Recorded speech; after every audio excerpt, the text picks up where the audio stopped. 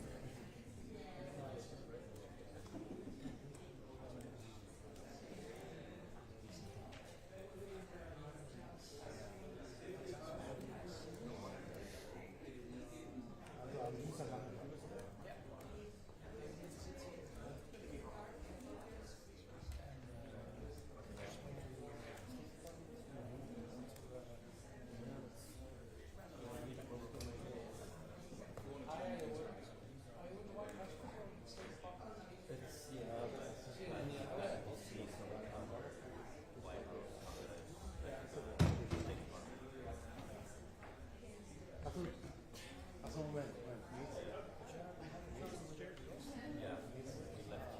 Ah. Ja, dann nächstes.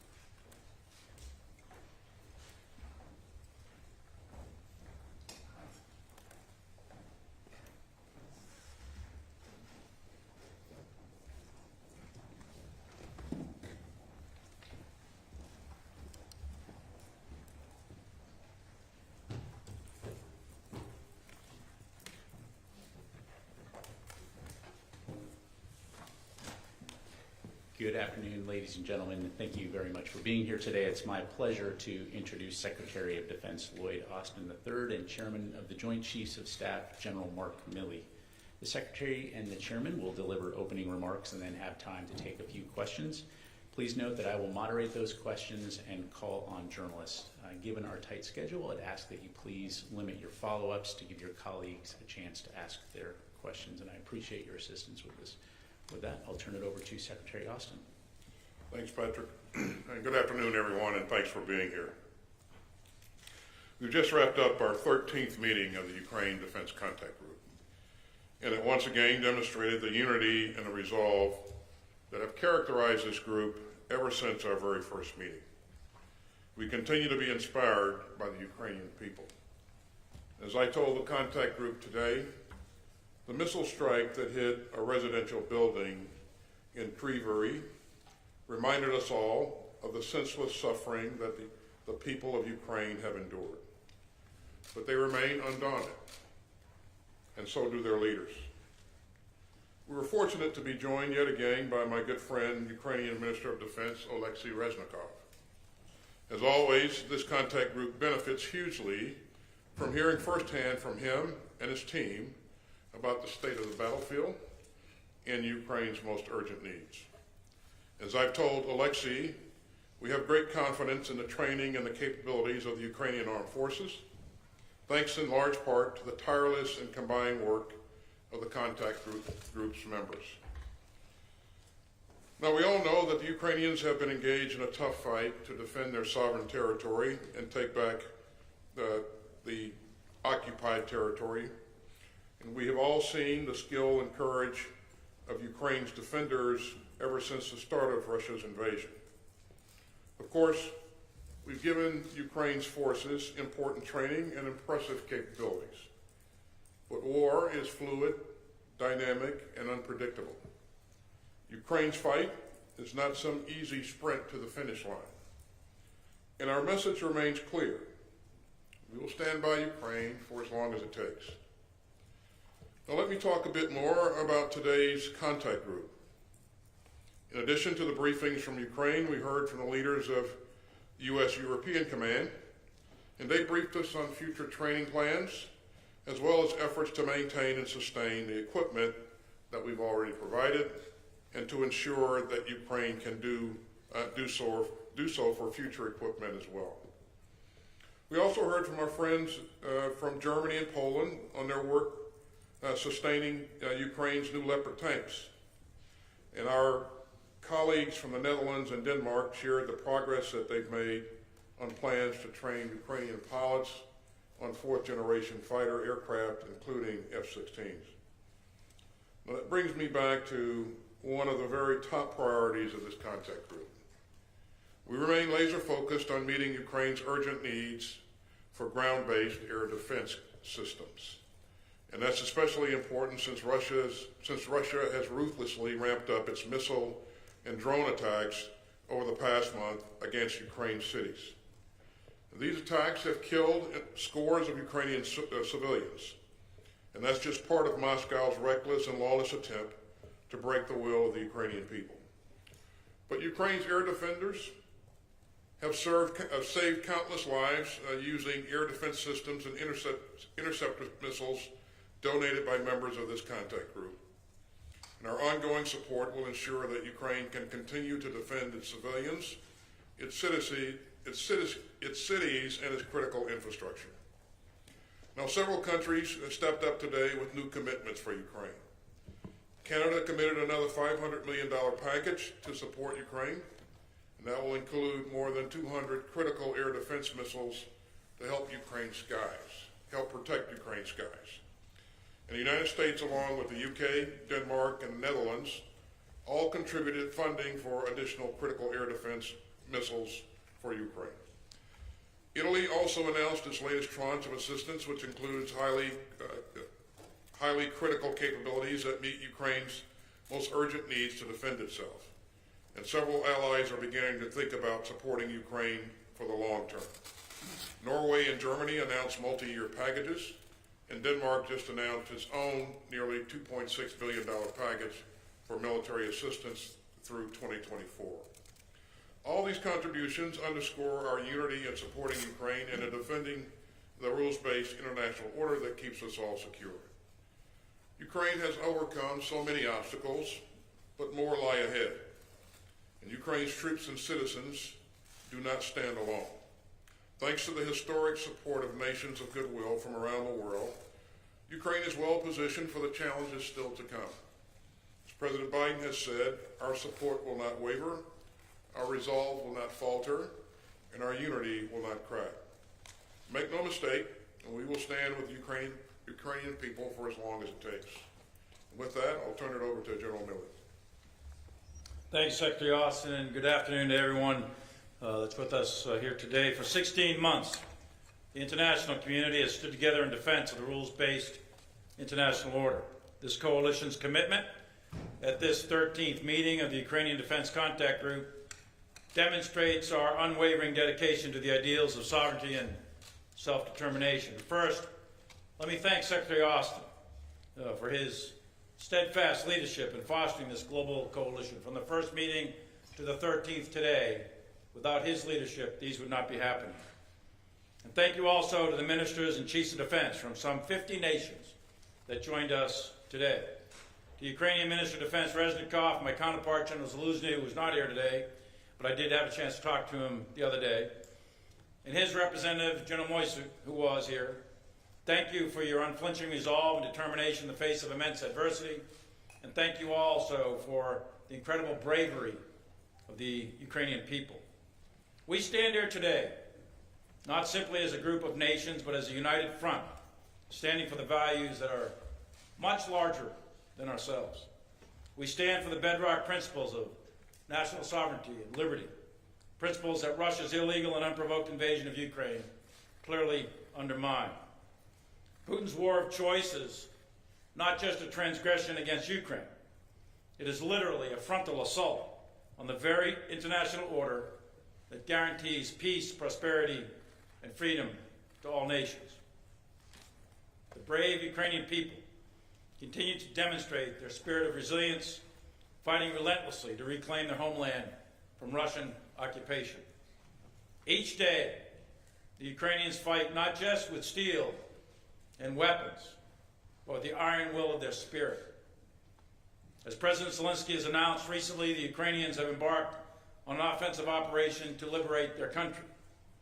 They're in the early stages, and it's far too early to make any definitive assessments.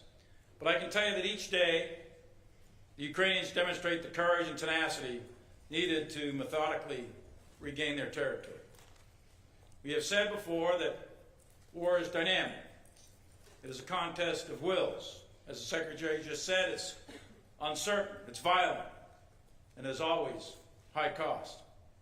But we can be sure that Ukrainian bravery, competency, and preparedness will carry the day. We can be confident that this contact group has given Ukraine the tools that it needs to succeed, and we know that the will of the Ukrainian people will continue to resonate far beyond their borders. In fact, it will resonate throughout the globe. Their actions echo the voices of all people who cherish freedom and the rights to determine their own fate against tyranny. Our assistance to Ukraine supports their cause to remain free and independent. It represents our commitment to what binds us as nations, operating within the rules-based international order. We have and we will continue to offer wide-ranging support, from providing sophisticated combined arms capabilities to intelligence to training of Ukrainian forces to be more effective on the battlefield.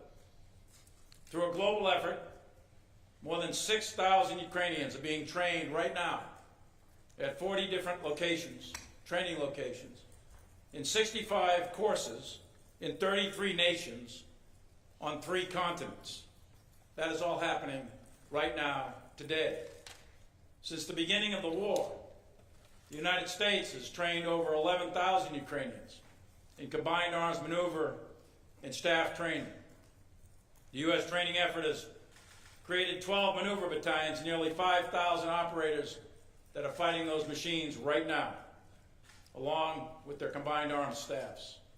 We are currently training 3 battalions, a tank battalion and 2 territorial National Guard battalions. All in all, The international effort has trained almost 60,000 Ukrainian soldiers for this current operation, and many of whom are engaged in close combat as we stand here today. Last week, the United States released another Ukrainian Security Assistance Initiative package totaling several $billions, $2 billion. This package procures critical capabilities, including Patriot munitions, Hawk air defense systems, artillery, rocket munitions, maintenance, sustainment support, and much more. Additionally, this week, we released our latest drawdown package of $325 million. From our current stocks, we are providing Ukraine air defense munitions, Gimlers, long-range artillery, artillery rounds, 155, Bradleys, Strikers, and many other capabilities. Over the past year, we have seen the strength of Ukraine because of the international coalition and the impact of our collective support, along with the courage of the Ukrainian people. We see Ukrainian forces displaying exceptional skill in operating complex systems like Patriot, armored vehicles, and HIMARS. We see Ukrainians effectively leveraging anti-armor weapons, advanced munitions, and sophisticated air defense systems. Our commitment to Ukraine extends far beyond the here and the now. It is not defined by time or convenience, but it is defined by the principles of democracy, freedom, and the international rule of law. It is a pledge that upholds the international order to ensure that every nation, big or small, can live in peace, enjoying its rightful sovereignty without fear of unprovoked aggression. As the President of the United States and Secretary of Defense Austin have consistently stated over and over again, the United States remains committed to supporting Ukraine for as long as it takes. We will continue to provide Ukraine with the means to fight until Russia ends this unprovoked aggression. Thank you, and I look forward to your questions. Thank you both, gentlemen. First question, go to Dan Lamothe, Washington Post.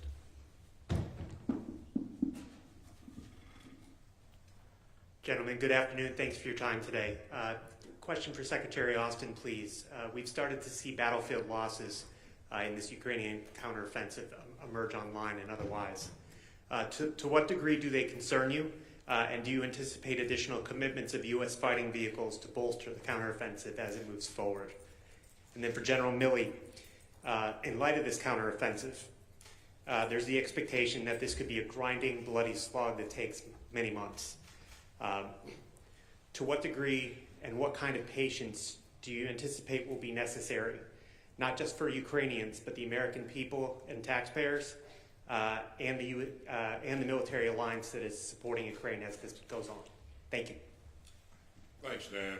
Regarding battlefield losses of vehicles and equipment, this is a war. So we know that there will be battle damage on both sides. What's important is that, the Ukrainians have the ability to recover equipment that's been damaged, repair where possible, get that equipment back into the fight. And also that we have the means to continue to push capability forward. So there will continue to be battle damage. I think the Russians have shown us that same 5 vehicles about 1,000 times from 10 different angles. But quite frankly, the Ukrainians still have a lot of combat capability, combat power. So as you've indicated, this will continue to be a tough fight as we anticipated. And I believe that the element that does the best in terms of sustainment will probably have the advantage at the end of the day. So our focus is on making sure that we continue to push forward what Ukraine needs in order to be successful. So Dan, it would be very premature to put any estimates of how long time on an operation of this magnitude. There are several 100,000 Russian troops dug in and prepared positions all along the front line, and Ukraine has begun their attack, and they are making steady progress. This is a very difficult fight.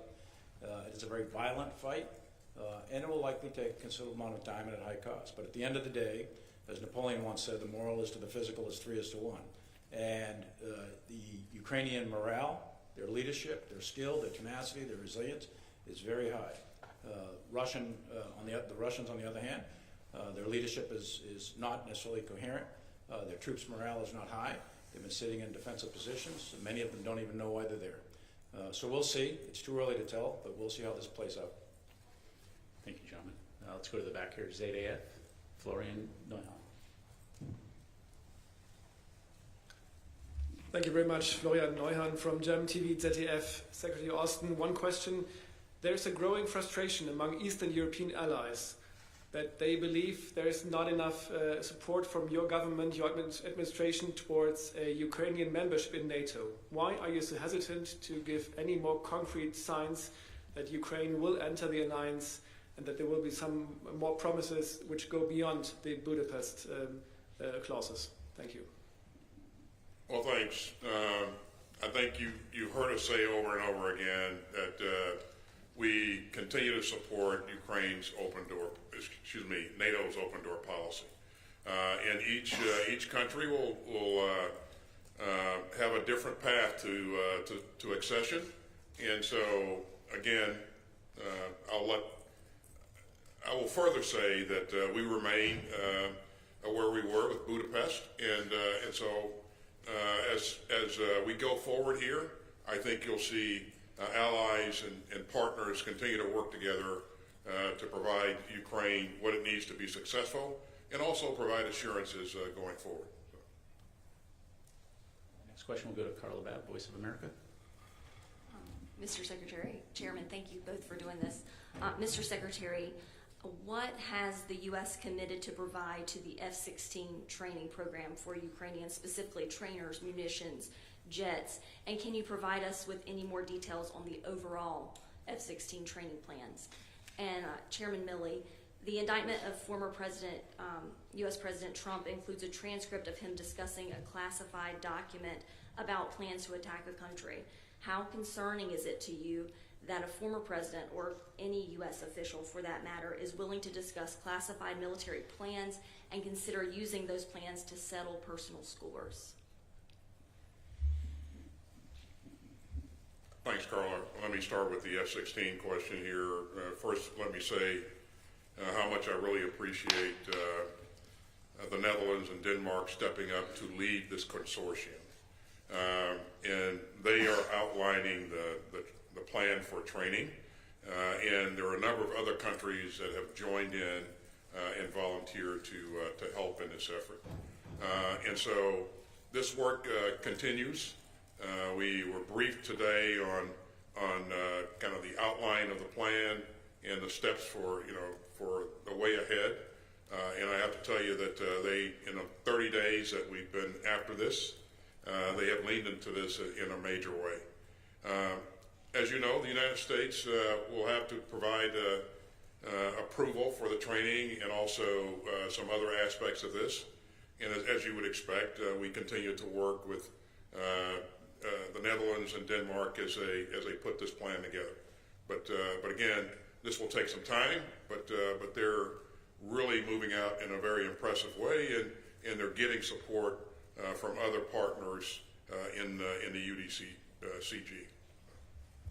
And Carla, thank you for the opportunity to make no comment. I appreciate that. It's entirely inappropriate for me to ever make a comment about an ongoing federal investigation, so I'm not going to make any comment. I will focus on my job, and that's protecting the Constitution of the United States and protecting our country, and in this particular case, in supporting Ukraine in their fight for freedom. Thank you, gentlemen. Final question will go to Vitaly Zarkov, UA Television. Thank you. You said a lot about Ukrainian advanced. Which insight did you get from observing this advance? Maybe it could change the way of help, maybe new type of weapons United States could provide. And what your prognosis when F-60 and Abrams could be on the territory of Ukraine? That's it. Thank you. Is that for me or the chairman? Well, we had a session today with a variety of countries. We're early in the planning process. I think there's an intent by several countries that have stepped up to take the lead, Netherlands and Denmark, in terms of the planning. So there's a lot of work left to be done. I think it would be premature to give a specific date on any time that F-16s or any other type of advanced aircraft will be employed in combat in Ukraine. There's a lot of work to do. You have to do language training, you have to do pilot training. You've got to get all the systems set in place. So those wheels are in motion, but we're a ways from completion of that project. In terms of lessons learned, there are key lessons learned in every fight, and we always encourage our partners to capture those lessons learned and adapt as required. You know, fights are dynamic. Squads and platoons actually fight the fight. Everybody else on the battlefield supports it. And so what those squads and platoons are doing and seeing and learning, how they're employing supporting fires and all of that, again, we incorporate those insights into the training that we're doing for follow-on forces. And so the Ukrainian military is a learning organization and an adaptive organization. And we see continuous adaptation on a daily basis. It's been that way from the very start, and as the battlefield dynamics have changed over the weeks and months, we've worked with the Ukrainians. We've also changed in terms of kinds of things that we're providing them, and it's been successful, and the evidence that it's been successful is because can be seen in where the Ukrainians are today on the battlefield. Mr. Secretary, General Milley, thank you very much, gentlemen. Ladies and gentlemen, this concludes our press briefing. Thank you. Okay, thanks, everybody.